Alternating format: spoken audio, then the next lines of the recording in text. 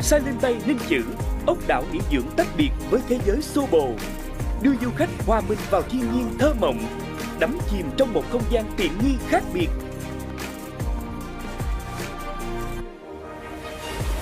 Tại nơi bình minh và gió gặp gỡ, nơi có không gian nghỉ dưỡng riêng biệt trên dải đất hình mũi tàu bậc nhất Việt Nam, bạn mở tầm mắt trên cao, ngắm trọn cả không gian đất trời, đắm mình trong những tia nắng bình minh đầu tiên trên dải đất hình chữ S để gió nâng bổng những cảm xúc thanh xuân phóng khoáng và bay bổng.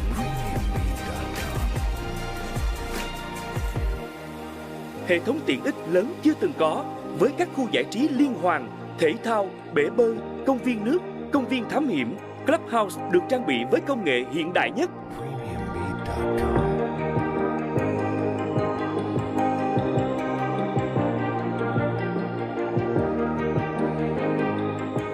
Toàn bộ căn Apart Hotel nghỉ dưỡng 5 sao quốc tế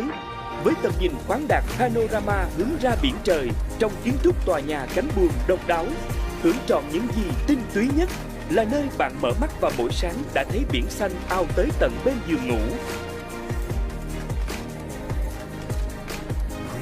Cùng với gió tuyết, nhà tuyết top 3 thế giới, mang bạn tới cái lạnh không tưởng của trời Âu, đưa bạn đi từ ngạc nhiên này tới ngạc nhiên khác.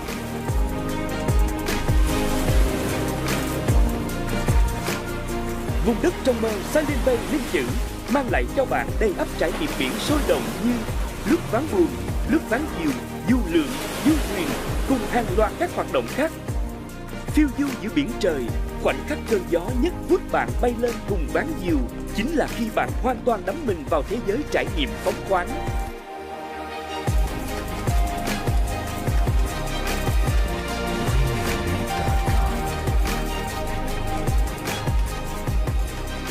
Chỉ tại Silent Bay Ninh Chữ,